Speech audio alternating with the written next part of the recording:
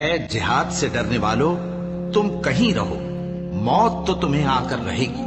خواہ مضبوط قلعوں میں رہو۔ وہ اللہ کے پیغمبر کی مرضی کے برخلاف بیٹھ رہنے سے خوش ہوئے اور اس بات کو ناپسند کیا کہ اللہ کی راہ میں اپنے مال اور جان سے جہاد کریں، اور دوسروں سے بھی کہنے لگے